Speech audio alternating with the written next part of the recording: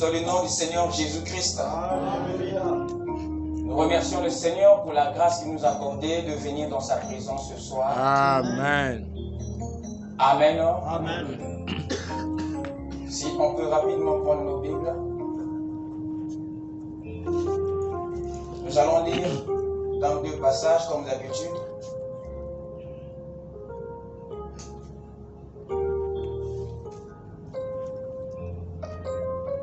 Nous allons commencer dans le livre de Luc, chapitre 8, le verset 17 à 18. Ensuite, nous prendrons Romains 11, le verset 29.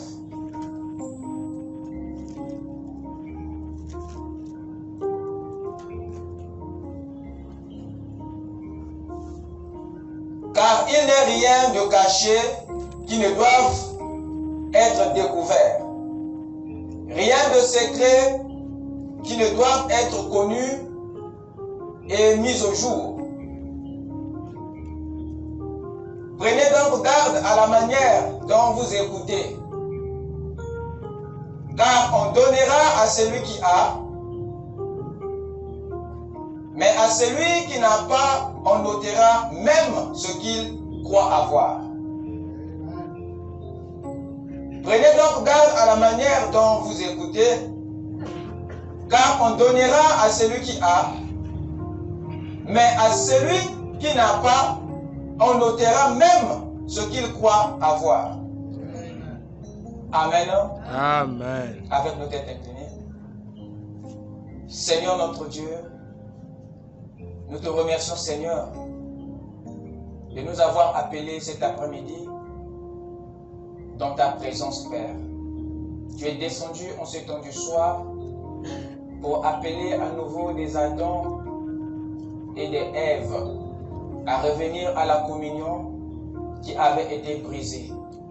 Seigneur, nous avons reconnu ton amour et cela nous console, Père, de voir que, oh Dieu, tu n'as pas rejeté ton peuple, mais ta compassion, Père, t'a ramené encore plus près de l'homme pour le rétablir dans sa position. Ce soir, Seigneur, nous sommes venus avec nos fardeaux. Croyons qu'auprès de toi, Seigneur, il y a une rivière de sang qui avait été tirée des veines d'Emmanuel, qui décharge le pécheur de tout son fardeau, de toutes ses iniquités, de tous ses maux. Nous croyons que, Père bien-aimé, nous sortirons d'ici complètement déchargés, Seigneur, avec la réponse à nos questions, Père. Nous t'invitons, Père, de descendre dans la fraîcheur du soir, au travers de ta parole. Descends et parcours chaque cœur, Seigneur, afin que, Père, tu puisses nous exaucer au-delà de nos attentes. Il n'y a que toi, Seigneur, qui peux le faire. Amen. Raison pour laquelle nous nous sommes tournés, Seigneur, ô Dieu, vers toi ce soir. Parce que tu es le Dieu de notre salut, le Dieu de notre rédemption, le Dieu de notre guérison, le Dieu de notre plénitude.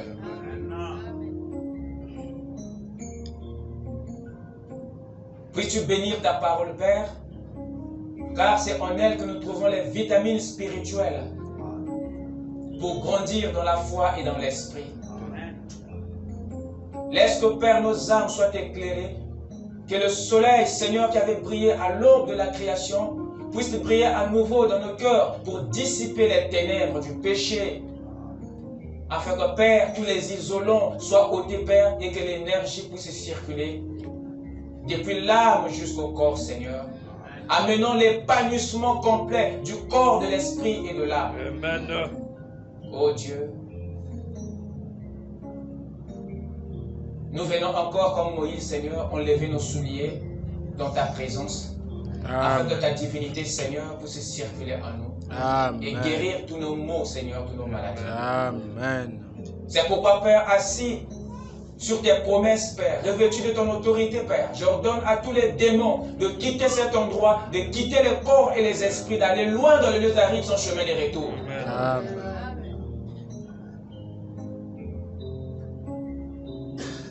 Accorde le Seigneur, alors nous te dédions ces moments de méditation et de communion, que le Saint-Esprit prenne contrôle de cette pièce et de nos esprits, afin, Seigneur, que chaque âme soit fécondée du Saint-Esprit, afin que Christ soit multiplié dans nos vies, Seigneur. Amen.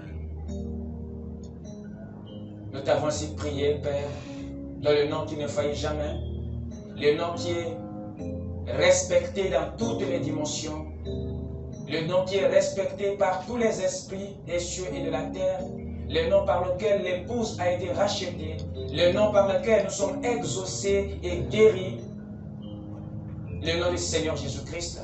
Que tous ceux qui croient disent Amen. Amen. Je vous prie de vous asseoir pendant que nous ouvrons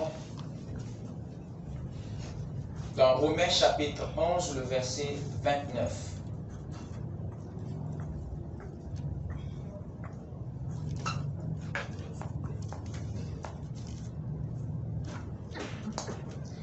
Car Dieu ne se répand pas de ses dons et de son appel. Amen. Amen.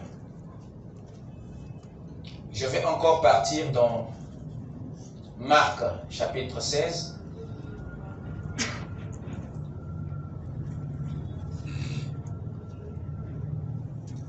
Marc chapitre 16, le verset 15 à 20. Puis il leur dit, allez par tout le monde et prêchez la bonne nouvelle à toute la création. Celui qui croira et qui sera baptisé sera sauvé. Mais celui qui ne croira pas sera condamné. Voici les miracles qui accompagneront ceux qui auront cru. Voici les miracles qui accompagneront ceux qui auront cru en mon nom. Ils chasseront les démons. Ils parleront de nouvelles langues. Ils saisiront des serpents. S'ils boivent quelques breuvages mortels, il ne leur fera point de mal. Ils imposeront les mains aux malades, et les malades seront guéris. Amen. Le Seigneur, après leur avoir parlé, fut enlevé au ciel, et il s'assit à la droite de Dieu. Et ils s'en allèrent, les disciples, prêchaient partout. Le Seigneur travaillait avec eux et confirmait la parole par les miracles qui l'accompagnaient. Amen. Amen. Que le Seigneur ajoute ses bénédictions à la lecture de sa parole. Amen. Ce soir, nous allons méditer sur un petit point que je vais intituler les dons supplémentaires ou additionnels. nous sommes toujours dans le mystère de sa volonté. Et le point de notre étude serait donc les dons supplémentaires ou additionnels. Je répète, les dons additionnels ou supplémentaires. Les dons supplémentaires ou additionnels. Amen. Amen. J'aimerais que vous me suivez attentivement parce que c'est un petit concept que nous allons devoir développer et étudier dans un angle un peu particulier. Le prophète nous dit que la parole de Dieu a plusieurs applications. Et si nous pouvons la parcourir au travers toutes ces applications, ça nous aidera à comprendre, à contempler, à découvrir les multiples facettes du visage de notre Dieu. Amen. Et ça nous permettra de bien comprendre le royaume. Car le royaume de Dieu n'est pas une religion, mais le royaume de Dieu est un pays aussi réel que la terre. Amen. Car la Bible dit, Dieu créa les cieux et la terre. Et il donna la terre aux hommes pendant que lui-même a gardé les cieux, afin qu'il puisse diriger le visible à partir de l'invisible. Amen. Et l'invisible n'est pas quelque chose d'irréel. Parce que beaucoup pensent que ce qui est invisible, c'est ce qui est irréel. Non. L'invisible est plus réel que le visible. Pourquoi? Parce que c'est de l'invisible que le visible est venu. Amen. La vraie forme de la vie est invisible. Amen. Voilà pourquoi le royaume de Dieu est un royaume plus réel que vos royaumes terrestres. Amen. Et nos cœurs languissent après ce royaume parce que c'est la seule chose qui est permanente. Amen. Amen. Amen. Voilà pourquoi nous soupirons après ce royaume. C'est aussi vrai que la matière. C'est aussi vrai que la terre. C'est aussi vrai que ton corps. Avant que la terre n'existât, les cieux existaient en premier. Selon l'ordre de la création, ce n'est pas la terre qui était apparue avant les cieux. C'est les cieux qui apparurent avant la terre. Dieu créa d'abord les cieux, ensuite la terre. Amen. Dites Amen. Amen. Donc l'invisible a un droit de naître sur le visible. Amen. Amen. Voilà pourquoi nous abordons ces choses. C'est pour que toutes les conceptions pentecôtistes, religieuses, psychologiques puissent tomber. Parce que la vraie source de notre aveuglement, ce qui rend Dieu aveugle aux humains, c'est la religion. Et Frère Branham dit que la religion, c'est la couverture. Amen. Et une couverture, ce n'est rien d'autre qu'un voile. Donc celui qui rentre dans la religion, ça veut dire qu'il rentre dans un voilement. Amen. Il rentre dans une couverture. C'est-à-dire quelque chose qui le fait disparaître aux yeux de Dieu. Quelque chose qui t'enterre, qui te rend invisible, qui t'ôte la vie. Et Dieu ne peut plus te voir. Souvenez-vous, quand l'homme, à l'aube de la chute, quand il s'est retrouvé derrière les feuilles de figuier, la première religion, la première couverture, parce que les feuilles de figuier, c'était pour couvrir, cacher sa nudité qui était le péché. Amen. Et il s'est rendu compte que ça ne suffisait pas. Il est allé encore plus loin dans les profondeurs de la religion. Et il s'est retrouvé derrière l'arbre, la deuxième profondeur de la couverture. Amen. Et quand Dieu est descendu, Il s'est mis à chercher, Adam, Adam, où es-tu? Croyez-vous que Dieu est aveugle pour ne plus voir son fils? Lui qui a des yeux qui traversent même l'arbre, qui traversent même le temps. Depuis l'éternité, il peut percer le temps et voir la mouche qui est dans l'espace et le temps. Vous êtes sûr que Dieu ne voyait plus, il avait perdu sa vue? Voilà pourquoi il cherchait en haut et en bas où se cachait, où se trouvait son fils? Non, il ne s'agissait pas d'un aveuglement ou d'un manque de perception. Dieu ne voyait plus son fils dans la position où il l'avait laissé. Alléluia. Son fils était une lumière qui s'était éteinte, alors qu'il n'était plus visible dans sa forme originelle. Alors Dieu, quand il ne te voit plus dans ta position, alors tu deviens invisible à lui. Et c'est très dangereux quand Dieu ne te voit plus dans sa présence. Amen. Ça veut dire qu'il y a quelque chose qui t'a voilé, qui t'a couvert, pour que le maître ne puisse plus te voir.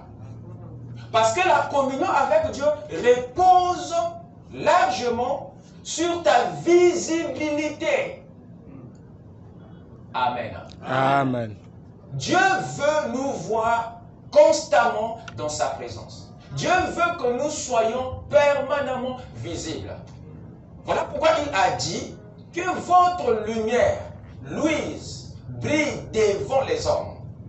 Il dit on ne peut pas prendre une lampe et la mettre sous la boisseau, mais on le met sur une montagne pour qu'il éclaire. Amen. Donc tu as été conçu et créé pour éclairer. Alors quand ta lumière est éteinte, ça veut dire qu'il y a un voile qui t'a obscurci. Amen. Et ce voile-là n'est rien d'autre qu'un système fait des mains d'homme, Amen. dans lequel tu t'es retrouvé et qui t'a fait disparaître. Amen. Et c'est ça la religion. Alors si Dieu ne descend pas pour nous faire sortir de là, le diable va effectivement continuer à nous utiliser comme ses jouets.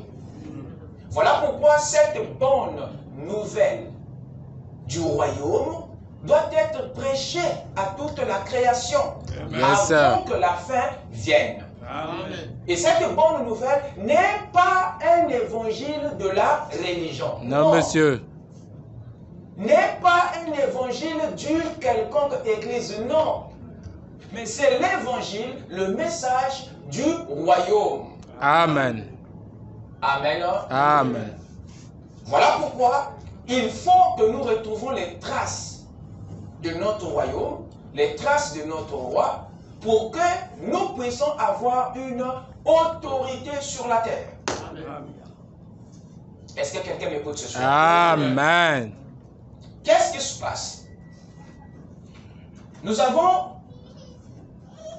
vu que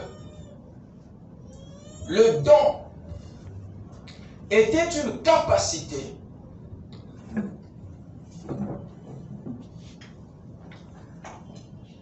qui nous permet d'accomplir un travail. Nous sommes allés lire l'apôtre Paul qui nous a facilité dans ce concept. Il nous a fait savoir que Dieu, lui, ne se répand pas de ses dons et de son appel. Il nous a fait comprendre que quand Dieu te donne un don ou un appel, il ne peut plus les récupérer. Ça fait partie de ces principes. C'est une loi irrévocable. Quand il dit que les dons et l'appel de Dieu sont sans repentance, Paul veut nous faire comprendre que c'est irrévocable que Dieu récupère. Même si tu ne fais rien avec ses dons, avec son appel, il ne peut plus les récupérer. que tu vas répondre pour ça, mais il ne pourra plus les récupérer. Voilà pourquoi, là, Samuel, quand il est mort, même après la mort, il était toujours prophète. Le roi Saoul est allé consulter une sorcière qui a fait monter Samuel. Et le type a même prophétisé encore. Après la mort, Samuel a encore donné sa prophétie. Amen. Pour dire que la mort n'avait pas retiré son don. Amen. Même Dieu n'avait pas retiré ça, sinon il aurait brisé sa loi. Amen. Et je vous ai dit que Dieu étant un roi, tout ce qu'il dit devient automatiquement une loi. Amen. Voilà pourquoi il n'avait pas intervenu dans la chute de l'homme en Éden. Parce qu'il est tellement fidèle à sa parole Amen. que s'il faut que tu tombes pour toi à cause de sa fidélité, tu vas pour toi tomber. Parce que Dieu ne lâchera jamais sa parole. Pourquoi? Parce que s'il lâche sa parole, tu ne le croiras plus jamais. Amen. Amen. C'est pour qu'il soit toujours crédible au cours des âges, tout le temps. C'est à cause de ça. Dieu peut tout faire sauf faillir, mentir. Et quand il a dit qu'il domine, il avait déjà dit, par ces mots, Dieu s'était déjà retiré de la terre. Il ne peut pas placer une autorité et venir encore interférer à l'autorité de cette autorité. Amen. Dieu est propre dans ses stratégies. Amen. Il n'est pas comme toi qui dis ceci et qui change. Amen. Alors, l'homme devenait maintenant la seule autorité principale sur la terre. Donc, tout ce qui devait arriver à la terre, de bien comme de mal, dépendait de l'homme. Alors, Dieu, s'il doit intervenir, c'est par la permission de l'autorité qu'il a placée. Amen. Voilà pourquoi tu pries. C'est pour donner à Dieu la licence, la permission d'agir, d'interférer. Si tu ne le fais pas, le ciel est fermé. Voilà pourquoi il dit prier sans cesse. C'est pour que le ciel soit permanemment à votre service. Et c'est là où se révèle l'importance de la prière. Alors, remarquez, quand il a dit ça, Dieu s'était retiré. Il ne pouvait plus briser ça. C'était maintenant à Adam de prendre ses responsabilités. Parce que s'il osait, le diable allait dire, oh mon gars, mais tu viens de dire ici que tu t'es retiré des affaires et que tu as placé ton fils, mais tu interviens encore, ça veut dire quoi? Tu n'es pas sérieux. Dieu ne veut pas ça. Amen. Voilà pourquoi il n'a pas intervenu. Voilà pourquoi il n'a pas empêché Ève de mettre le fruit dans la bouche. Il n'a pas empêché. Parce qu'elle a brisé ça. Parce que le pouvoir ou la domination n'était pas l'affaire d'Adam seulement, mais c'était l'affaire du couple. Amen. C'était pas à l'homme seulement de dominer, mais c'était aussi à la femme. C'était leur vocation. Amen. Est-ce que quelqu'un me suit? Amen. Dieu est fidèle à sa parole. Alors si nous ne comprenons pas comment est-ce que Dieu fonctionne, ça nous sera difficile pour nous de suivre ses pas. Il dit que les dons et les appels sont irrévocables. Donc quand tu les reçois, tu les as reçus. Ni Dieu ni la mort, personne des deux ne peut plus les récupérer. Mais cela n'empêche pas que tu passes au jugement de la manière que tu aurais utilisé ça. Parce que Dieu a des objectifs à atteindre sur la terre. Et il ne peut pas les atteindre sans vous. Amen. Parce qu'au ton esprit, il y a des choses que l'esprit ne peut pas faire sur la terre sans un corps. Amen. L'esprit a ses limites. Amen. Voilà pourquoi, pour venir nous racheter, il n'est pas venu en esprit. C'est ça.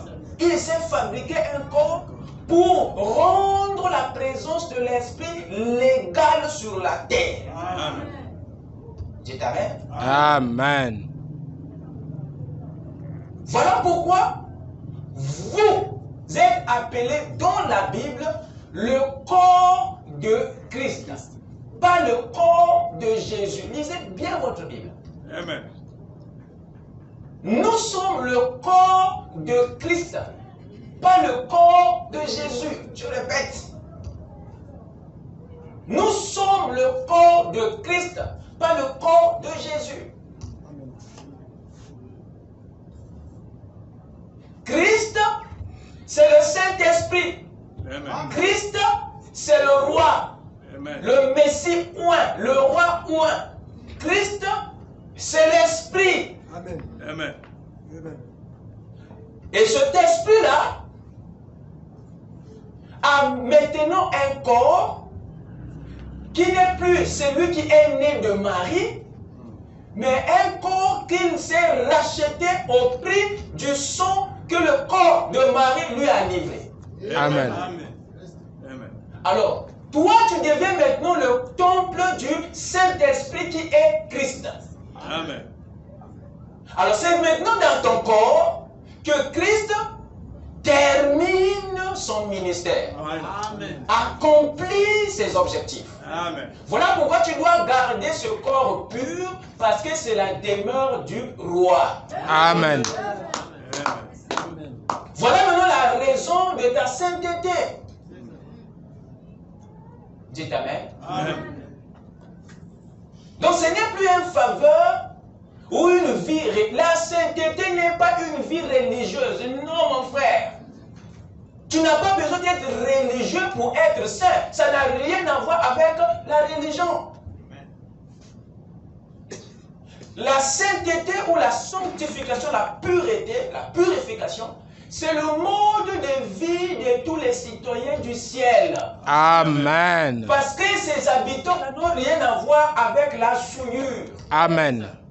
Rien de ce que nous avons nous appartient, même pas ton corps. Amen. Ça ne t'appartient pas. Voilà pourquoi tu l'entretiens pour le roi. La sainteté est un devoir. C'est une vie, c'est un état naturel. Ce n'est pas un état spirituel. Ne me dis pas quand tu es saint, tu es spirituel. Non. Quand tu es pur, tu es surnaturel. Non.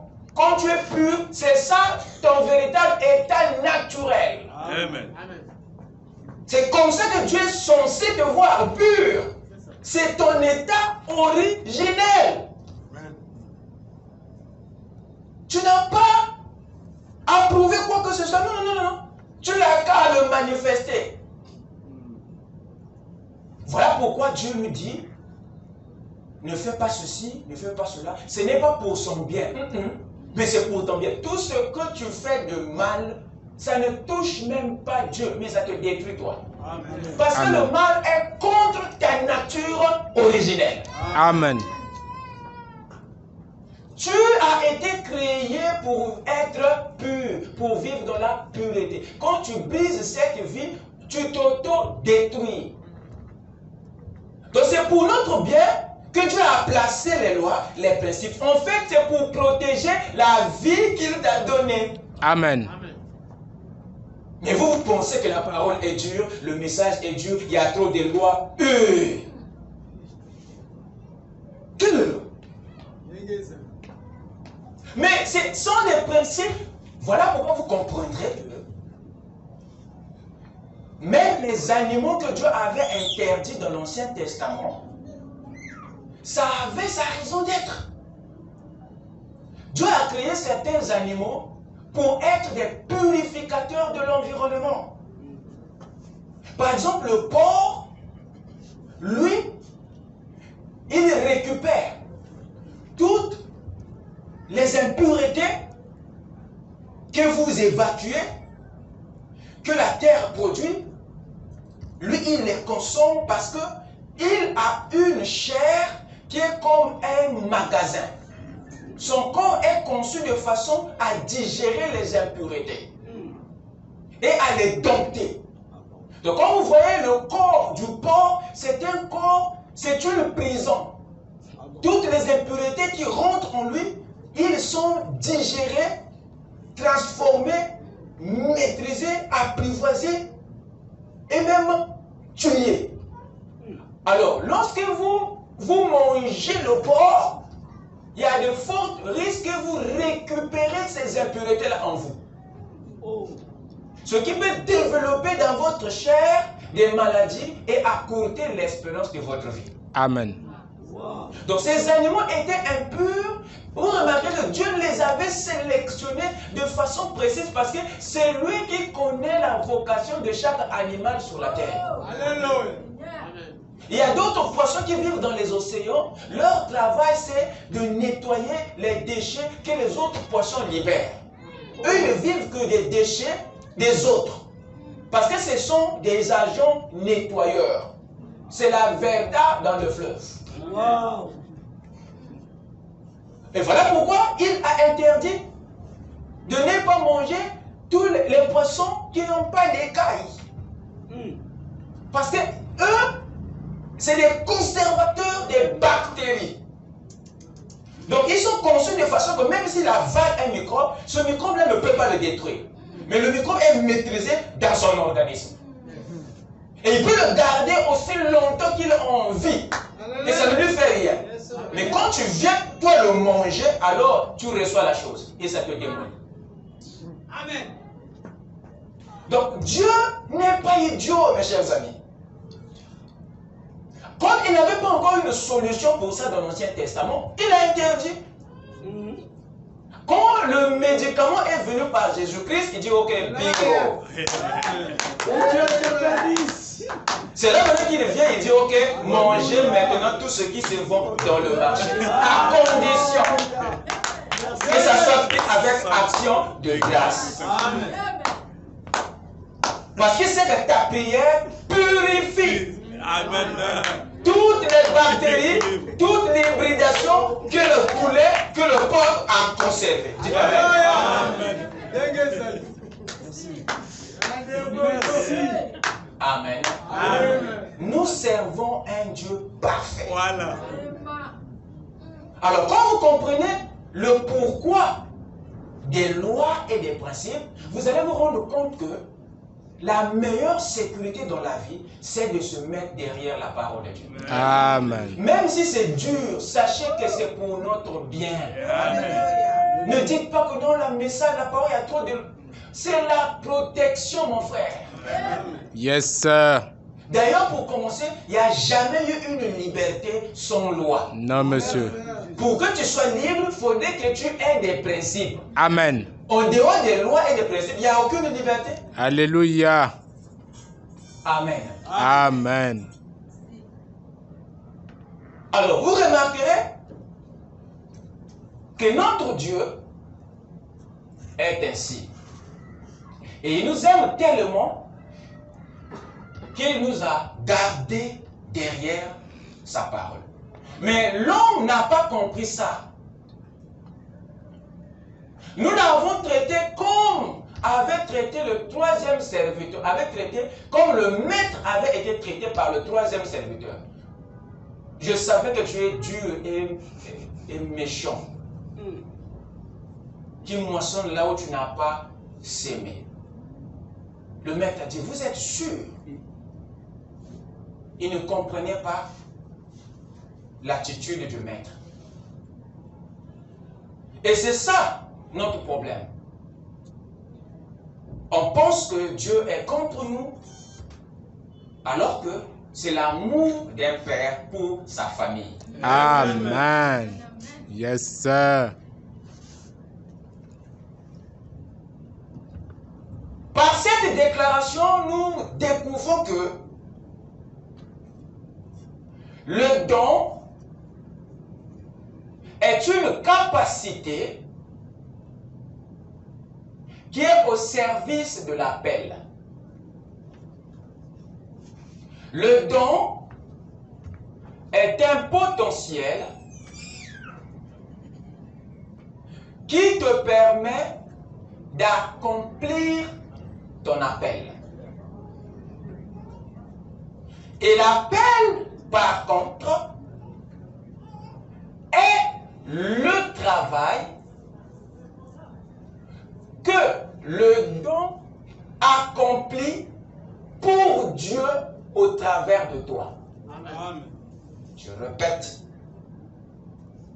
le don, c'est la capacité ou le potentiel pour accomplir un appel. Amen. Et l'appel, c'est le travail. L'appel, c'est le ministère. L'appel, c'est la vocation. L'appel, c'est l'œuvre que le don accomplit au travers de toi pour Dieu. Amen. Amen. Est-ce que c'est clair? Amen.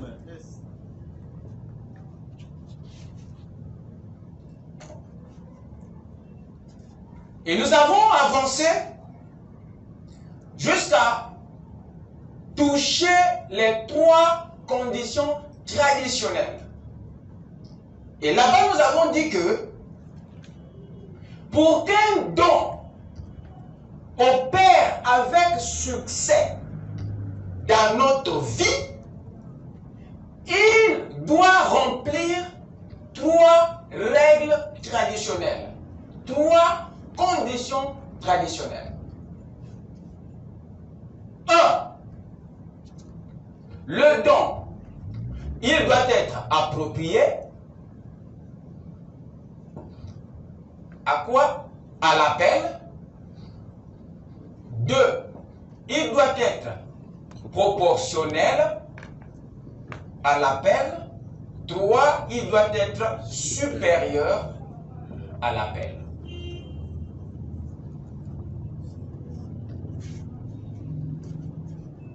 Quand le don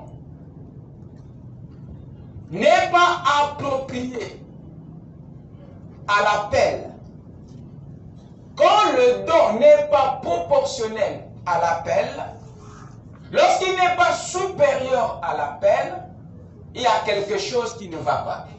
Amen. Ce don-là n'est pas à sa place. Amen. Ou ce don-là est en train d'évoluer dans un ministère inapproprié. Amen. Et ça va poser préjudice parce que ça va tuer les âmes. Amen. Et ça, nous l'avons vu. Parce qu'il y a là un appel pour chaque don. Il faut qu'il y ait correspondance ou mariage. C'est comme une chaussure qui ne se conforme pas à votre pied. Et quand la dimension de la chaussure ne correspond pas ou n'est pas égale, n'est pas appropriée à votre pied, ça pose problème. C'est à peu près cette logique.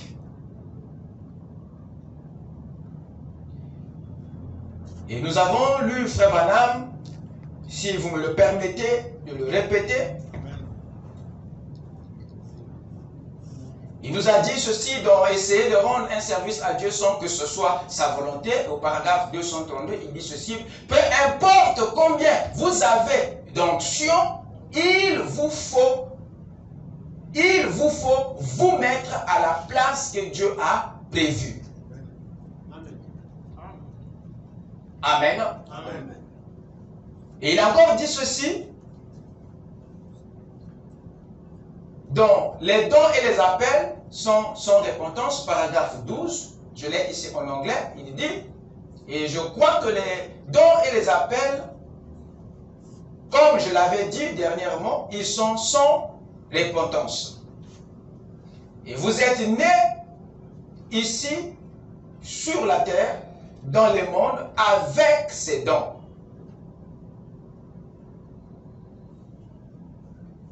De même, comme lorsque vous naissez pour être un musicien, vous pouvez donner à votre enfant toutes les leçons de musique, mais si ce talent de musicien, si ce don de musicien n'est pas en lui, il ne fera aucun bien. Amen. Amen. Est-ce vrai? Amen. Mais nous sommes nés de la même manière dans le domaine spirituel. Les dons et les appels sont sans repentance.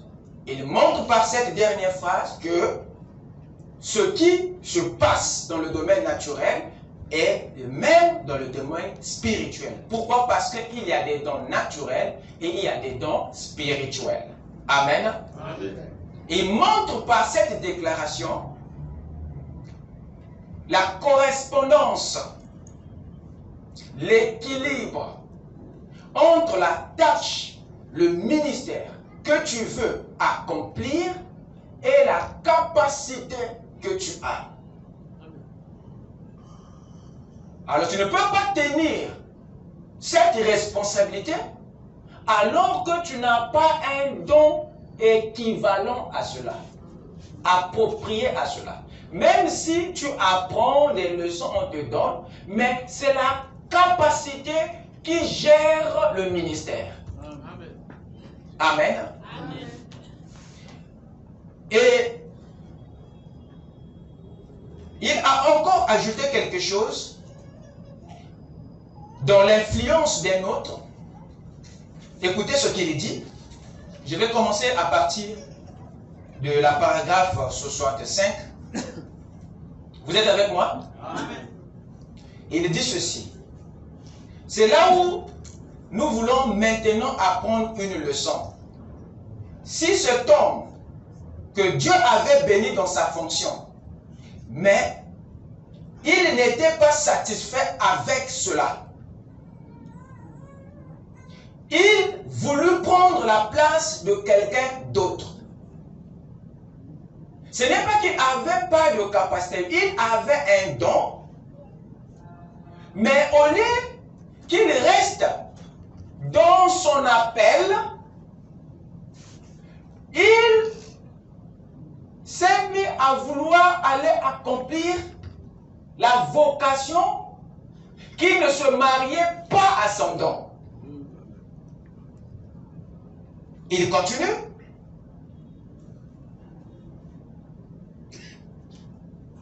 Vous, il dit, vous ne pouvez pas être quelque chose que vous n'êtes pas. C'est assez vrai. Vous devez rester avec votre appel. Là où Dieu vous a appelé. Aussi longtemps qu'il resta roi, il fut une bénédiction pour les gens autant que tel. Amen. Mais quand il s'est pris pour un sacrificateur, un ministre, alors, il pensa, parce que Dieu l'avait béni, qu'il pouvait être tout ce qu'il voulait. Vous voyez la séduction? Il fut une bénédiction pour les gens autant que roi, mais pas une bénédiction autant que sacrificateur. Il devait une malédiction pour eux. Vous voyez quand quelqu'un travaille au mauvais endroit, quand quelqu'un exerce un ministère qui ne lui est pas donné, il devient une malédiction. Avec un don authentique, mais dans un appel inapproprié. Amen. Il devient une malédiction pour vous. Amen.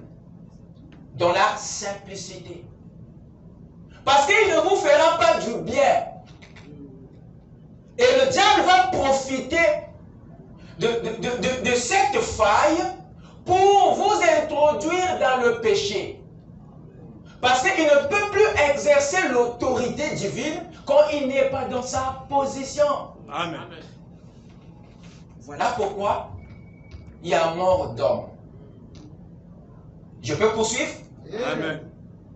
Il fut une bénédiction pour les gens autant que roi, mais pas une bénédiction autant que sacrifice. Il devint une malédiction pour eux quand il essaya de prendre la place du sacrificateur.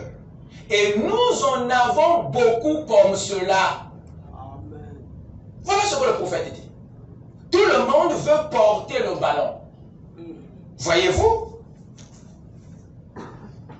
Je prêche, paragraphe 70, je prêche dans le monde entier. Vous savez, pour les hommes d'affaires du plein évangile, en organisant des chapitres. Et il n'y a pas longtemps, je crois que c'est à Kingston, en Jamaïque, quand ils eurent Castro et tous les autres là-bas, à cette réunion, ou plutôt je crois que nous étions allés chez lui. Et les célébrités de toutes les îles y étaient. Et ces hommes d'affaires essayèrent de prêcher l'évangile. Les hommes d'affaires, les businessmen, des administrateurs, essayèrent de prêcher l'évangile. Eh bien, ils ne sont pas à leur place. Amen. C'est pas qu'ils ne sont pas capables. Non, ils ont une capacité, mais c'est inapproprié pour la chose qu'ils veulent faire. Amen. Ils ne sont pas à leur place. Nous, prédicateurs, avons assez de difficultés à garder cela d'aplomb. Quant à ceci, ils utilisent chaque petite influence ou chaque technique comme ceci et comme cela, et ils gardent cela si embrouillé que vous ne savez que faire. Mais comme ce n'est pas son ministère, mais qu'est-ce qui va vous apporter? La confusion de l'embrouillement. Voilà. À tel point que vous ne savez pas qu'est-ce qui se passe. On va où? On est où? Amen. Parce qu'il est au mauvais endroit. C'est pas qu'il n'a pas de capacité. Il a sa capacité, mais dans un appel inapproprié. Le déséquilibre entre la capacité et la responsabilité. Paragraphe 72. Et je leur ai dit, frères, il y a quelque chose qui ne va pas. Vous êtes des hommes d'affaires. Ce qui me surprend, c'est qu'aujourd'hui, les gens ne sont même plus sensibles à sentir ce ça ne va pas là. On se conforme au péché, à l'erreur. Et on se dit que non, ça va s'améliorer. Non, ça ne s'améliorera que lorsque le don va retrouver son appel. Amen. Il faudrait que le don puisse évoluer dans sa position. Mais aussi longtemps qu'il n'y a pas de recours, il n'y a pas de rétablissement, il n'y a pas de placement. Non. Ne prenez pas les choses à la manière que Dieu va faire. Non, Dieu a placé déjà des lois. Alors si nous les rétablissons, si nous ne rejoignons pas la position des lois et des principes, non, les mêmes lois là vont nous détruire.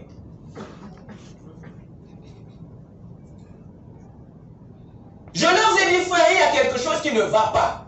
Vous êtes des hommes d'affaires. Premièrement, vous ne comprenez pas l'approche. Vous écoutez ça? Amen. Vous ne comprenez pas l'approche. Vous ne comprenez pas l'approche du ministère. Amen.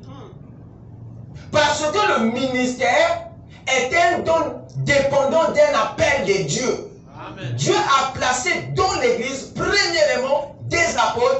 des prophètes, des docteurs, des évangélistes, des pasteurs. Dieu les a placés là pour le perfectionnement de l'Église. Les hommes d'affaires devraient témoigner, certes. Les femmes, les ménagères, peu importe si vous êtes la bonne chez quelqu'un, témoignez. Faites tout ce que vous pouvez pour le royaume. Mais n'injectez jamais vos propres idées. Dites simplement ce que dit le message et allez de l'avant. Voyez-vous? Et alors, vous aurez peut-être de l'influence. Maintenant, n'essayez pas de prêcher avant de savoir que Dieu vous a appelé. Restez avec votre témoignage parce que si vous ne le faites pas, vous irez dans la mauvaise catégorie. Amen. Et alors vous gâcherez tout. C'est ainsi et cela ne plaît pas du tout à Dieu. Amen. Et il dit ceci le démontre. Amen. Amen. Pour vous dire que ce que nous plaçons, ce n'est pas de l'amusement. Amen. Ce sont les bornes que les pères ont placées. Les déplacer, c'est le gâchis. Et on doit amener ça dans la conscience de tout homme qui veut servir Dieu dans les normes. Si on ne prêche pas ça, qui va le faire? Comment est-ce que les gens vont marcher dans la crainte de la parole? Parce que si on se met à briser ça, on ne prêchera plus ça parce que ça nous foudroie nous-mêmes. Mais on ne peut pas être derrière cette chair et éviter certaines vérités. Nous sommes les dispensateurs des diverses grâces de Dieu. Amen. Ah, nous ne devons pas faire des compromis. Même si ça va à notre encontre, il faut les dire. Amen. Dites Amen. Amen. C'est ça la vérité. La parole ne doit pas être. Dans l'âge de Pergame, écoutez ce qu'il est dit. Frère Branham a dit, ajoute ceci, il dit. Or, rappelez-vous que Moïse était né pour accomplir une œuvre donnée. Mais qu'il ne pouvait pas accomplir cette œuvre tant qu'il n'avait pas reçu les dons qui lui permettaient d'exécuter la tâche. Amen. Il y avait des dons appropriés pour son appel. Et lui, il devait effectivement recevoir ça pour qu'il ne soit pas en difficulté dans son ministère. Amen. Sinon, ça ne marchera pas. Il va évoluer comme dans la peau de quelqu'un d'autre. Amen. Vous aurez là un apôtre qui essaie d'être un évangéliste. Ou vous avez là un évangéliste qui pense qu'il est un docteur. Vous voyez dans quelle difficulté il nous met? Donc il doit découvrir sa position pour nous faire du bien. Amen. Amen. Or Dieu a placé ses dons, Dieu a placé cet équilibre pour que les gens n'aillent pas du mauvais côté. Mais les gens ne veulent pas apprendre les bornes. Voilà pourquoi il y a le chaos et le désordre. Tout le monde veut être tout le monde. Chacun n'est amoureux de son don et de sa position. Personne. On veut avoir ce que l'autre a. Vous voyez? Amen. Et ça amène quoi? Ça amène la mort d'Abel. Amen. Amen. C'est ça. Amen. Amen. Voilà pourquoi nous aimons la vérité quand elle vient, parce qu'elle vient nous ramener à l'esprit ces vérités. Et ça nous garde dans les principes. Et nous avons dit que pour qu'il y ait équilibre, pour qu'il y ait harmonie entre les dons et l'appel ou les appels, il faudrait que les gens apprennent à évaluer leur capacité par rapport à leur vocation, leur don par rapport à leur appel. Les gens doivent apprendre à évaluer. Et cette évaluation, nous avons vu que n'était autre que une autocritique sincère, une auto-évaluation profonde que l'individu fait par rapport à la tâche, à l'appel qu'il veut exercer. Ce n'est que ça qui peut nous éviter, nous protéger de l'aventure. Lorsqu'on est intègre dans son fort intérieur, alors ça nous protège. Donc, cela nous aide à savoir sincèrement si le don que nous avons est approprié au ministère, à l'appel que nous voulons accomplir. C'est l'évaluation qui nous permet de savoir cet équilibre. Voilà. Et ça demande la sincérité, l'intégrité, l'humilité. Amen. Or, la plupart des temps, quand les gens s'élèvent, ils ont maintenant du mal à descendre. C'est ça qui fait que quelqu'un va s'accrocher à un appel qui ne lui est pas approprié. Amen. Et il va refuser de descendre de peur qu'on dise qu'il avait commencé et voilà, il a échoué. Et il s'est pris au piège.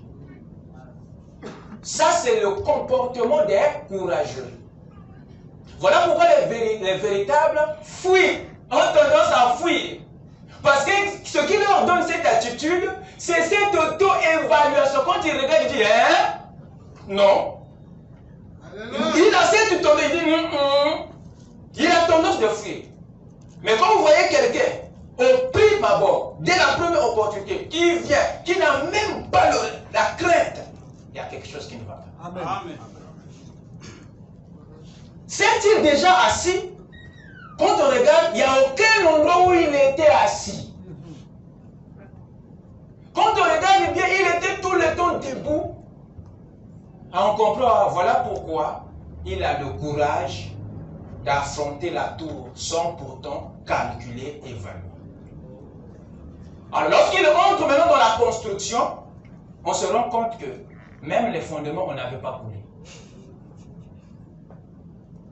Amen. On Amen. devient destructeur de sa propre vie, de son propre ministère. Et ça, c'est ce que le Saint-Esprit, au travers de la révélation, essaie de nous communiquer pour que nous soyons un peuple fortifié, puissamment fortifié dans l'homme intérieur. Dieu amène ces vérités pour que chacun soit dans sa position pour l'avancement. Tu n'atteindras que tes objectifs si tu es dans ton appel. Si ton don est dans son appel.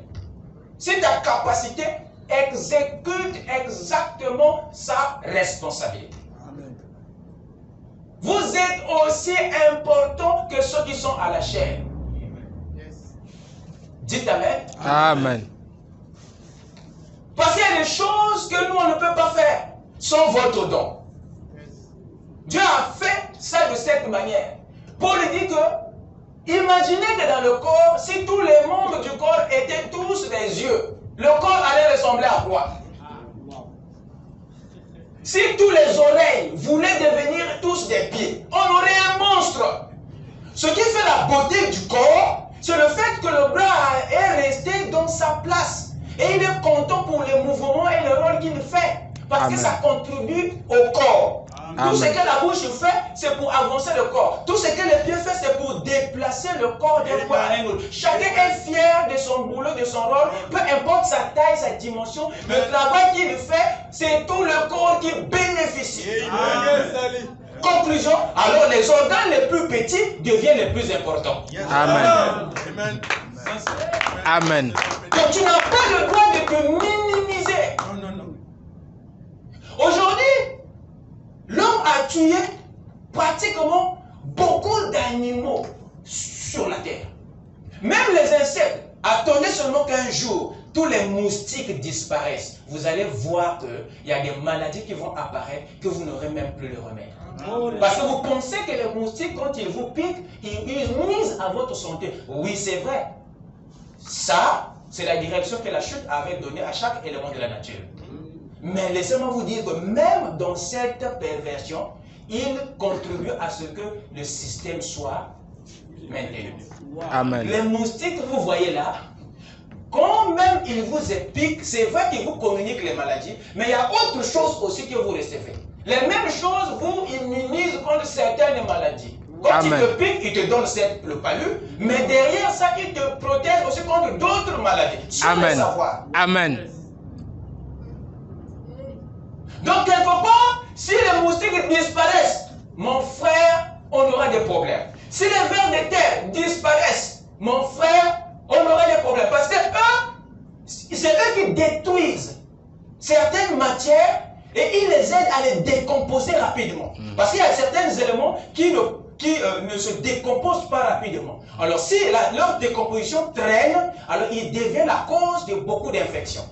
Alors, les vers de terre et les asticots, c'est eux qui attaquent ces éléments-là, les décomposent rapidement et ils évitent que ces matières deviennent des causes. Il y a un insecte quelque part que tu tues tous les jours et c'est lui qui maintient ton écosystème en harmonie. Il n'y a rien dans le monde, dans la nature, dans l'univers qui ne soit utile. Tout est important. Et quand l'homme s'est mis à tout détruire, alors il s'est rendu compte qu'il y a maintenant des tremblements de terre, il y a maintenant des mouvements, les glissements des terrains, il y a maintenant les changements climatiques. Il s'est dit, mais waouh, qu'est-ce qui se passe? Et il se rend compte que la terre commence à perdre son épaisseur. Il dit, mais qu'est-ce qui cause ça? On ne comprend pas. Et Dieu les a aidés à comprendre que non. Mais les minéraux que vous voyez là, l'or, le diamant, le chrysolite, c'est la charpente de la terre. Ce qu'ils sont, c'est ce que sont notre colonne vertébrale pour le corps. C'est les os qui font que je sois debout. Si vous me retirez les os, je deviens mollusque. Amen. Je tombe par terre, je ne pourrai plus me tenir debout. Et c'est ce que sont ces minéraux-là. Donc c'est les minéraux, l'or, les diamants, toutes ces histoires-là. C'est ça qui tient la terre. Donc ce qui fait que la terre garde son épaisseur, c'est parce qu'il y a l'ossature dedans. Alors quand vous retirez ces minéraux, c'est comme si vous retirez les os d'un homme. Qu'est-ce qui va se passer? La chair va s'affaisser. Voilà pourquoi la terre est en train de s'affaisser. Il y a des tremblements et des glissements. C'est parce que l'homme a retiré les minéraux, a retiré l'uranium, sans se rendre compte que Dieu avait mis ça, c'était pour garder la planète. Amen. Comme tu es plus intelligent que Dieu, et tu te mets maintenant à payer le sous-sol, parce que non, Dieu n'avait rien à faire, voilà pourquoi il les avait mis là. Alors quand tu prends, au lieu aussi de remettre, tu es incapable de remettre. Or, Adam, quand il se servait des ressources, quand il était le gardien, le maintenancier, quand il les prend, il savait comment remettre. Mais toi, tu ne peux pas compenser ce que tu exploites. Le vide là, ça crée des problèmes. Voilà pourquoi il y a débordement de la nature. Voilà pourquoi le 6e sceau est ouvert. C'est le comportement de l'homme vis-à-vis de l'environnement. Tu as détruit ton environnement par ta cupidité et ton manque de savoir. Et tu pensais que il y a certains animaux sauvages qu'il faut exterminer. Et en les exterminant, tu te rends compte que alors tu perds le contrôle de quelque chose. Donc ces animaux que vous voyez nous protègent aussi de beaucoup de maladies. Ce que nous ne pouvons pas éliminer, c'est eux qui les éliminent. Voilà pourquoi Dieu avait permis que l'homme vive en harmonie avec tout ça. Parce que chacun avait un ministère. Amen. Que tu le saches ou pas. Dites Amen. Amen. Alors lorsque vous avez la connaissance de ces lois et principes, alors Dieu devient maintenant réel pour vous. Car la création toute entière, sa puissance se voit comme à l'œil nu lorsqu'on le considère dans son ouvrage. Vous commencez à voir la divinité dans la création. Vous commencerez à voir l'empreinte du Créateur. Vous comprenez maintenant l'importance, le pourquoi de toute chose, le comment de chaque chose. Et ça met en vous la crainte de Dieu. Quand vous sortez encore de la terre, vous regardez l'univers, vous êtes ébloui de la manière que chaque élément fonctionne avec harmonie et précision. Amen. Amen. Alors, nous avons vu que le respect de la position est très important dans l'épanouissement même de notre don. Il faut savoir sa place. Alors, la Bible, au travers de Luc 14, 28 à 32, nous a montré le principe de l'équilibre, le principe de l'harmonie. Il nous a parlé de ce constructeur qui s'est assis et qui a évalué ses capacités. C'est ça l'attitude. Et nous avons parlé d'un roi qui avait une bataille contre un autre roi. Alors lui, il s'est arrêté, il s'est assis pour voir s'il a assez de ressources pour tenir cette guerre. Et une fois que tu es conscient que ton évaluation te dit que tu ne peux pas tenir cette affaire, automatiquement, tu demandes la paix. Tu évites d'aborder ça. Parce que tu sais que c'est pour ma mort que je le ferai. Amen. Amen. Et c'est cette conscience que Dieu aimerait que chacun de nous ait pour ne pas se mettre dans la chaussure de quelqu'un d'autre. Et cela s'est avéré au travers de l'histoire par ce que l'Église a fait avant la Pentecôte. Je vais le lire. C'est pour faire asseoir Amen. Les principes. Alors, écoutez ce que Frère Branham dit ici, encore sur ce petit point-là. Je suis ici dans les Hébreux, chapitre 3, paragraphe 34. Quand Judas est tombé à cause de sa transgression, à cause de l'amour de l'argent et de l'orgueil de la vie, il a été déchu de la grâce et il est allé en son lieu. Et les disciples ont dit, il faut être 12. Écoutez bien, les disciples ont dit, ce n'est pas le Saint-Esprit qui a dit. Non, monsieur. Suivez. Et l'Église, avec toute sa dignité, pour vous montrer ce qu'est l'Église, avec toute sa dignité et toute sa puissance, elle est encore des millions et des mille en deçà, même au mieux de sa forme. Ils ont dit, 2 points, il nous faut choisir quelqu'un parmi nous qui prendra sa place. Quelle était la place de Judas? Judas occupait la place d'apôtre. Quelqu'un peut dire Amen? Amen. Suivez bien. Et ils ont choisi en tirant au sort. C'est eux, une fois de plus, qui ont tiré au sort. Ce n'est pas le Saint-Esprit. Parce que quand le Saint-Esprit avait tiré au sort, il avait dit, mettez-moi à part Paul et... Amen. Amen. Ça, c'était le sort du Saint-Esprit. Mais ici, la Bible est précise. Pour que vous sachiez qui est à l'œuvre, l'homme ou Dieu. Quelqu'un m'écoute, hein? Amen. Ils ont choisi en tirant au sort Matthias. Matthias, je crois, ou Matthias, je crois que c'est ça. Et après qu'ils l'ont choisi et mis avec les 12, avec les 11, ce qui a constitué les 12, il n'a absolument rien accompli. Quand Frère Branham dit qu'il n'a absolument rien accompli, ça ne veut pas dire qu'il n'a rien fait. Non. Ça veut dire qu'il a fait quelque chose, mais pas dans le ministère qu'il avait pris. Amen. Est-ce que quelqu'un m'écoute? Amen. Dans la position qu'il a pris, le ministère qu'il a pris, il n'a pas été une bénédiction pour l'Église. Amen. Parce que son don n'était pas approprié à cette responsabilité. Amen. Je vais enfoncer ça pour que vous appliquiez ça dans tous les niveaux. Amen. Je suis dans mon élément, je suis dans mon sujet. Amen. Et je travaille pour édifier le peuple de Dieu. Yes, sir. Dites Amen. Amen. Écoutez.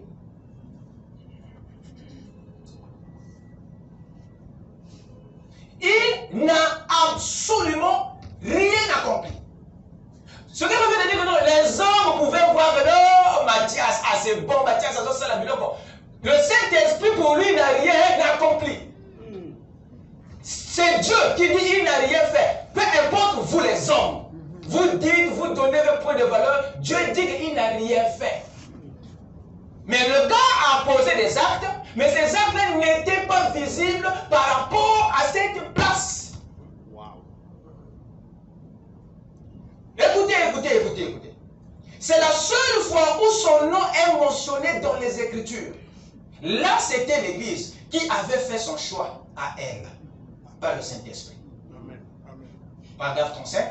Bon, ils ont pensé, c'est un homme bien élevé.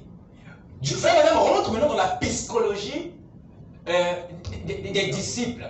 Ils rentrent maintenant dans leur tête, dans leur esprit, pour vous montrer la manière dont ils ont réfléchi, ils ont raisonné pour choisir Matthias. Frère, madame, rentre et il vous montre que c'était le fruit d'un raisonnement, voilà, d'une psychologie, voilà, d'une façon humaine de réfléchir, mais pas d'une façon spirituelle de Dieu. Amen. Amen. Amen. Yes, sir. Ils ont pensé de quoi? C'est un homme bien élevé. Sans aucun doute, c'est un homme merveilleux. C'est un érudit. Il est intelligent. Il est instruit. C'est une personne merveilleuse. Il pourrait prendre la place de Judas et être l'un des apôtres. Écoutez bien. Il pourrait. Ils n'étaient même pas certains eux-mêmes. Au conditionnel. Oh, je parle. Écoutez. Je suis obligé, je ne force pas de traîner sur les détails. Que Dieu vous bénisse. Amen. Amen. Je suis obligé de traîner sur les détails parce que c'est les petites choses qui tiennent les grandes choses. Amen. Il dit ici, il pourrait prendre. Donc, ce n'était pas par révélation. Non, monsieur. Il y avait une incertitude. Il pourrait prendre la place de Judas et être l'un des apôtres.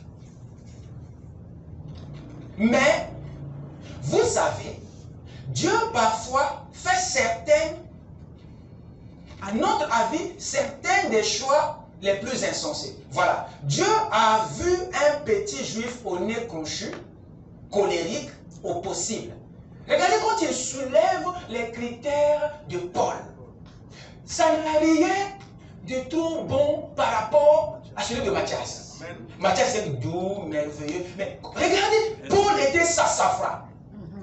Il était colérique parce que le péché irrite quiconque est en ordre avec Dieu. Amen. Ils n'ont pas voulu de quelqu'un de chaud, de tranchant, de caduc. Ils n'ont pas voulu. Ils savaient que si on met Paul, lui, on a trop clair, il va nous amener dans le réveil. Lui, là, on sera mal à l'aise. Donc, il craignait une nature. Amen. Amen. Il dit, regarde, Dieu a vu un petit juif au nez crochu.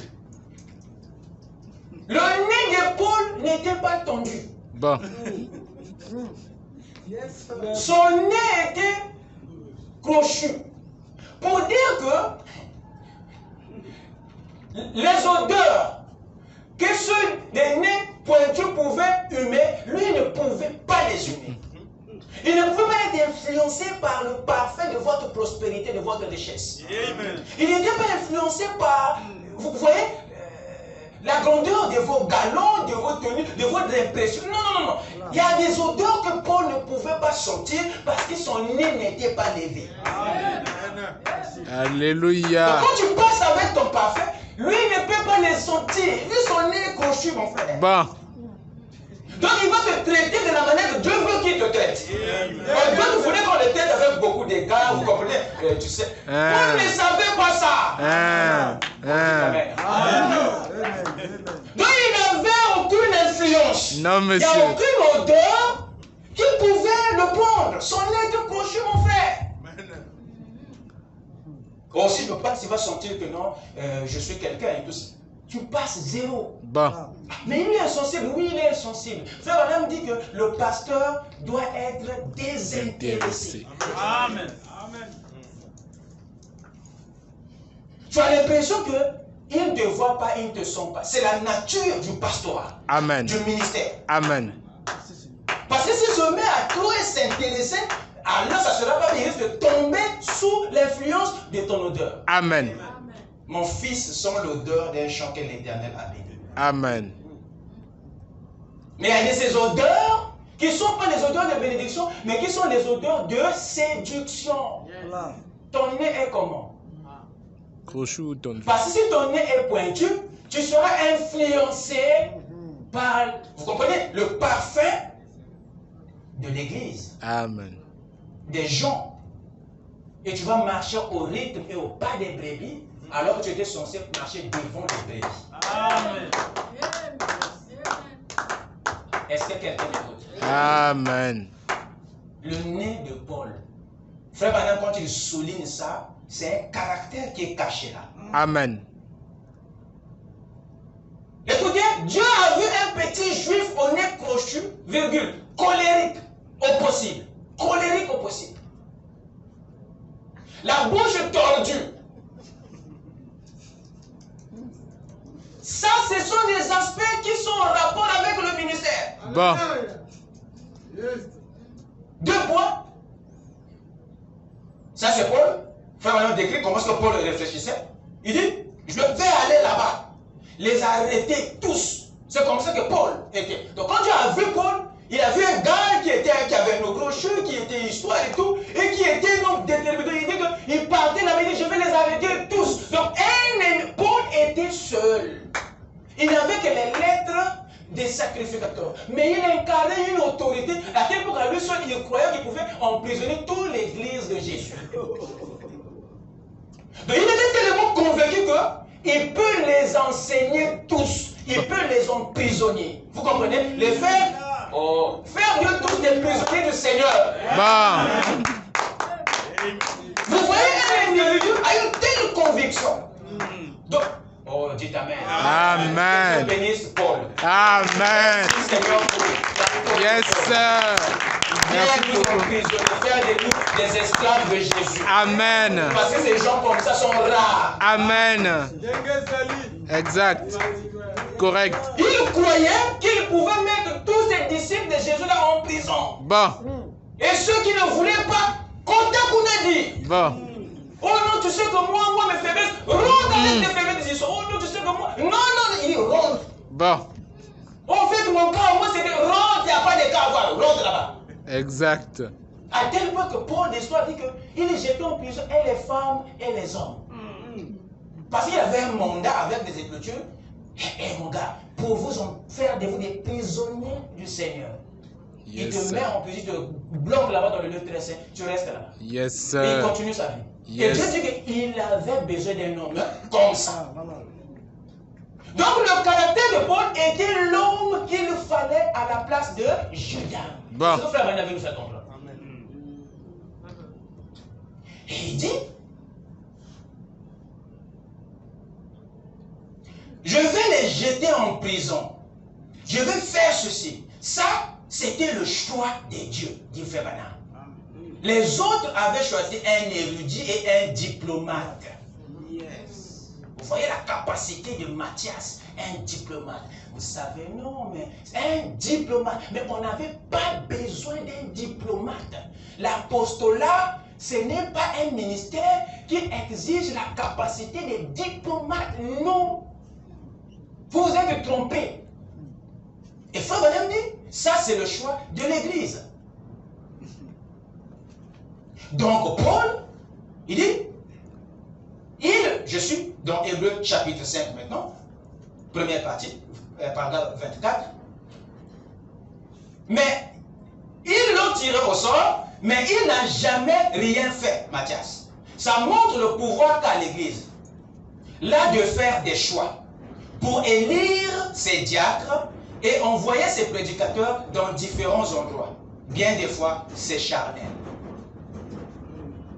Que l'homme aille où Dieu le conduit à aller, j'aime ça. Si les gens réunis en conférence disent, eh bien, voici une jolie église. Ce frère a construit une jolie église. Et nous avons notre petit favori à nous. ils l'enverront dans cette église, ils ne se rendent pas compte qu'ils s'autodétruisent. Voyez, en premier lieu, si cet homme va là-bas, il ne pourra pas prendre la relève de l'autre homme. Amen. Alors, en essayant d'avantager un favori, virgule, ils ne font qu'affaiblir cette église. Amen. Ça a toujours été comme ça. Amen. Les favoris. Bon. Pas les favoris de la parole. Non, Mais les monsieur. favoris des hommes. Exact. Donc un choix selon la chair et non selon l'esprit. Et quand vous le faites comme ça, automatiquement, vous brisez les trois principes traditionnels. Je peux continuer? Amen. Je vous accuse pas. Non, monsieur. Il dit ceci. Mais je crois à l'autorité suprême de l'assemblée locale. Oui, que chaque église soit autonome. Qu'elle choisisse ses pasteurs, ses diacres, n'importe quoi. Et alors, de cette manière, l'homme qui s'y trouve n'a pas d'évêque au-dessus de lui. Si le Saint-Esprit veut dire quelque chose à cette église, ils n'ont pas à demander à qui que ce soit l'autorisation de faire ceci ou faire cela. C'est l'individu qui est en contact avec le Saint-Esprit. Montrez-moi par la Bible ce qu'il y a de plus grand dans la Bible que l'ancien local pour l'église locale. C'est vrai. Montrez-moi. Je réponds. C'est l'individu qui est en contact avec le Saint-Esprit. Montrez-moi par la Bible ce qu'il y a de plus grand dans la Bible que l'ancien local pour l'église locale. C'est vrai, oui, monsieur. La souveraineté de l'église locale, chaque église étant indépendante. Par contre, la communion entre les frères, c'est merveilleux. Toutes les églises devaient être unies dans la communion entre les frères. Mais la souveraineté de l'église locale est importante. Aujourd'hui, comme je l'ai dit, je crois, nous sélectionnons nos prédicateurs. Là, nous allons dire, eh bien, un des diacres a démissionné. Cherchons le meilleur homme dans la salle pour le remplacer. Eh bien, le pasteur a démissionné. Cherchons, prenons le meilleur. Parfois, ce n'est pas la bonne chose à faire. Ça. Quand ils ont sélectionné un homme pour remplacer Judas, ils n'ont pas choisi le bon. Ils ont choisi un homme bien élevé, Matthias, un bon scribe, un érudit, un diplomate. Ils ont dit, il fera bien l'affaire. Ah, mes amis, ça c'est un homme. Mais ce n'était pas le choix de Dieu. On a donc pris cet homme et il n'a jamais rien fait pour Dieu. Amen. Mais Dieu a choisi un petit juif colérique au nez crochu qui venait là, son visage tout. Moi, je vais aller là-bas. Moi, je vais les arrêter. Dieu a dit, je vois quelque chose en lui. Je vais utiliser cet homme. Et Dieu est apparu devant lui dans cette grande lumière là-bas. Et il a dit, qui es-tu? Il a dit, je suis Jésus. Eh bien, il te serait dur de régimber contre les aiguillons. Pourquoi me persécutes-tu? Comme ça, et Dieu a pris cet homme-là et a fait de lui l'un des plus grands hommes à avoir jamais posé le pied sur la terre. Depuis Jésus-Christ, c'était le choix de Dieu. Aujourd'hui, nous essayons de faire ces choix. Vous, les églises, vous envoyez cet homme ici, cet homme-là. Ce n'est pas comme ça qu'on est censé faire. C'est lui qui conduit, c'est Dieu. Amen. C'est Dieu en nous, parmi tous, au-dessus de tous. Non pas ce que dit un document d'église, c'est ce que Dieu en dit qui fait toute la différence. Amen. Amen. Amen. Amen. J'ai encore d'autres situations ici, mais je vais m'arrêter ici. Amen. Amen. Parce que le temps nous est compté. Donc, voilà en un mot ce qui résume ce principe-là. Matthias a posé préjudice. Pourquoi? Parce que il a pris un ministère qui ne se mariait pas avec son don. Lui, il était diplomate, il était scribe, il était un érudit. Il y avait une place pour cette compétence quelque part. Mais ils ont commis l'erreur de l'amener ici, bien qu'ils pensaient qu'ils pouvaient faire la chose. Mais ça donnait un coup à la marche de tout un peuple. Dieu nous montre par là que ce n'est pas bien de confondre, ce n'est pas bien de briser ces principes. Un don doit correspondre au ministère, à l'appel. Que le Seigneur vous bénisse.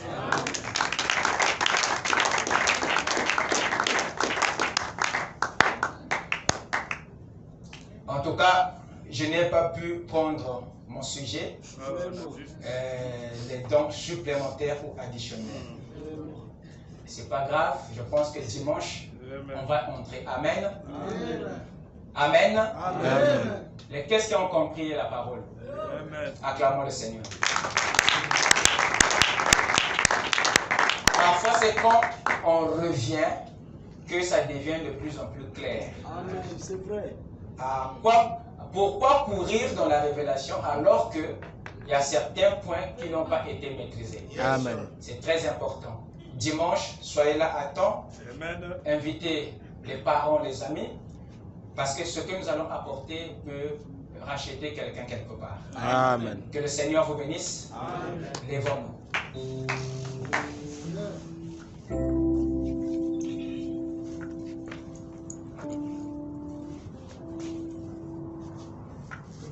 Fire, fire, fire, Fire, fire, follow me. fire, fire, Fire, fire, fire, fire, follow me. as in the day, As in the day of Pentecost. fire, Fire, follow me. as in the day, As in the day of Pentecost. Spirit, Fire, follow me. Spirit, Spirit, Spirit, Spirit, Spirit. oh, Spirit, follow me.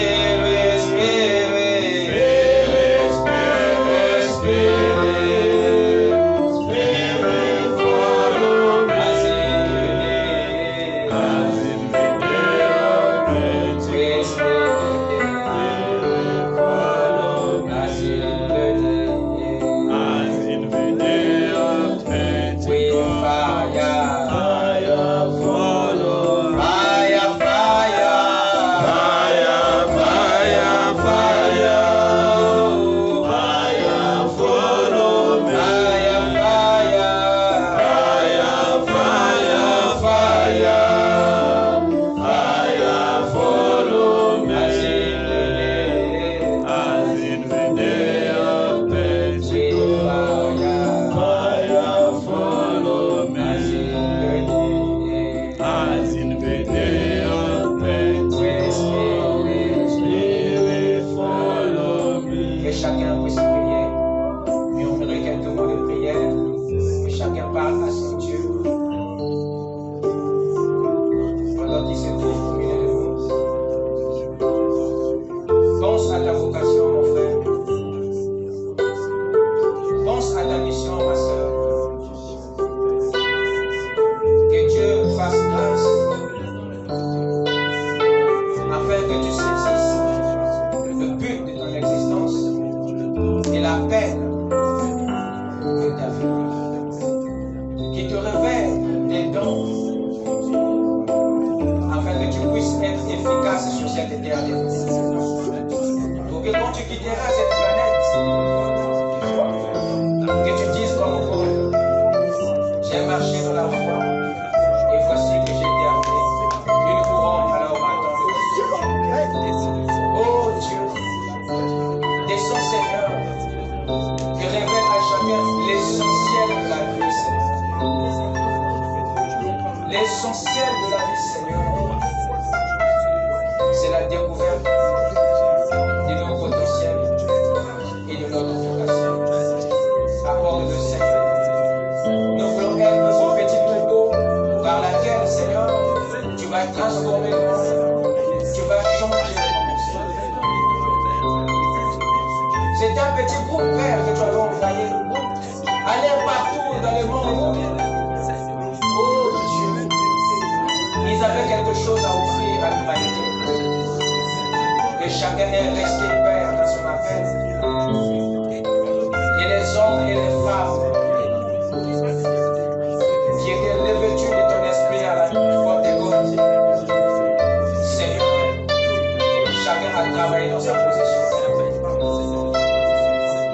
ont influencé le monde à leur époque, nous voulons qu'il en soit ainsi pour nous, Seigneur. Viens, Seigneur, allumer ce feu de nous, qui ne va plus jamais s'éteindre, Seigneur. Nous nous souvenons des Dorcas dans les Saintes Écritures.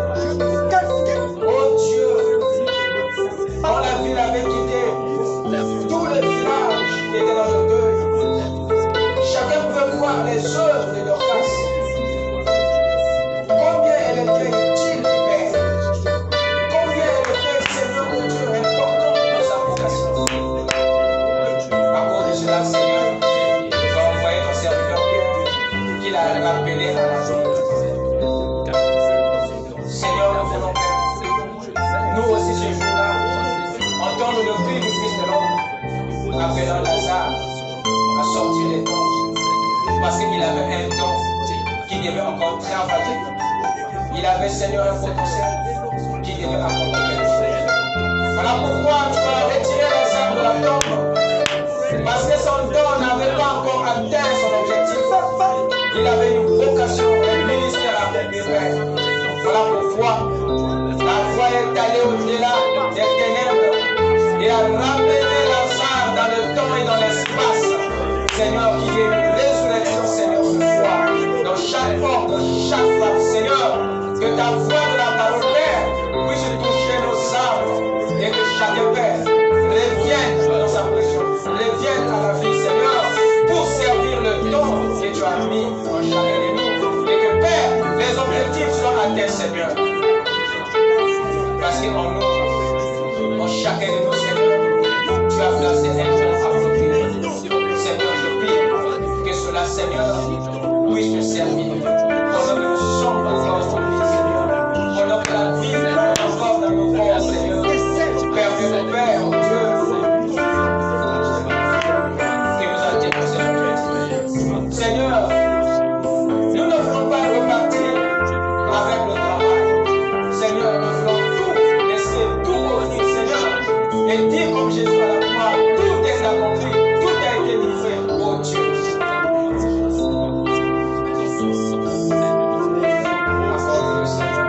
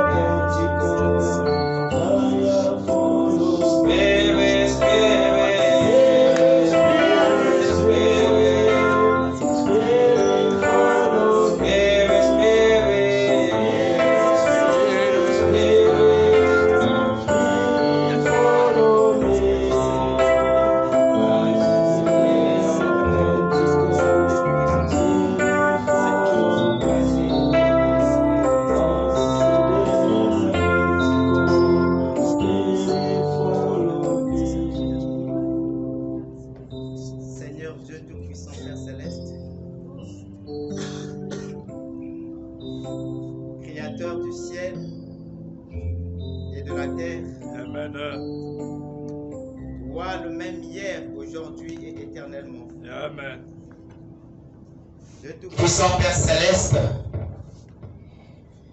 c'est depuis l'éternité, ô Dieu, que tu avais réservé cette nourriture afin de nous le donner au temps convenable. Amen. Et ce soir, Seigneur, nous croyons que c'est le temps convenable qui a été prévu afin que nous puissions savourer cette nourriture. Amen. Et nous te disons merci pour cela, Seigneur. Tu t'es tenu comme au Pierre ce jour-là dans la chambre haute parce qu'il fallait donner à chacun ce qui devrait lui revenir. Et lorsque, Seigneur, tu as pris la parole, tu as déversé la puissance. Chacun a retrouvé la portion du don qui lui a été offert et il est descendu pour aller œuvrer pour l'avancement meilleur de ton royaume. Amen. Nous croyons, Seigneur, que, ô Dieu Tout-Puissant, ces révélations ce soir a donné à chacun de nous quelque chose pour que nous puissions aller œuvrer pour toi. Laisse que cela nous accompagne, Seigneur. Merci pour cela. Nous croyons que, oh Dieu Tout-Puissant, si la nature attend la manifestation des fils et filles de Dieu, ce n'est pas en vain. Mais nous croyons que l'image qui est le Saint-Esprit a été déversée. Et nous croyons que cela a été déversé ce soir. Et nous croyons être des dominateurs là où nous passerons. Pour œuvre pour toi, Seigneur. Merci pour ta parole. Bénis ton serviteur, oh Dieu. C'est difficile de retrouver un lieu comme celui-ci, Seigneur, afin de puiser dans les profondeurs ces mystères qui étaient cachés derrière ta pensée et te le donner, Seigneur. Mais laisse que tu le bénisses davantage, que tu le oignes, oh Dieu Tout-Puissant, afin qu'il continue à être une bénédiction pour nous. Ils sont nombreux qui sont en train de mourir de faim, Seigneur. Il y a la famine qui a gagné l'humanité. Mais quelque part, tu es en train de rassembler ce que tu avais prévu depuis l'éternité. Et il est écrit dans ta parole que là où sera le corps, c'est là où s'assembleront les aigles. Et nous croyons que nous sommes les aigles qui se trouvent tout autour du corps, qui est toi, Jésus-Christ. Merci pour cela, oh Dieu. Nous croyons que par l'écoute de ta parole, les malades sont guéris, les affligés sont consolés, et ceux qui avaient des problèmes ont trouvé des solutions. Va avec chacun de nous, Seigneur. Si encore des moments comme celui-ci, accorde-nous le privilège de venir dans ta maison pour savourer ta parole. Bénis les dîmes et les offrandes qui seront prélevées pour toi. Bénis Israël, ton peuple, la progéniture de ton prophète William Branham. Bénis, Seigneur, le ministère de ton serviteur, le docteur Lys. Bénis son âme, Seigneur. Bénis également ton serviteur Gershom. Bénis aussi sa maison, Seigneur. Protège-le, Dieu Tout-Puissant, contre toutes les armes qui seront fligées contre lui. Que cela ne soit sans effet. Accorde-le, Seigneur. Nous croyons que tu nous as exaucés. Dans le nom de Jésus-Christ, que nous l'avons ainsi prié. Amen. Amen.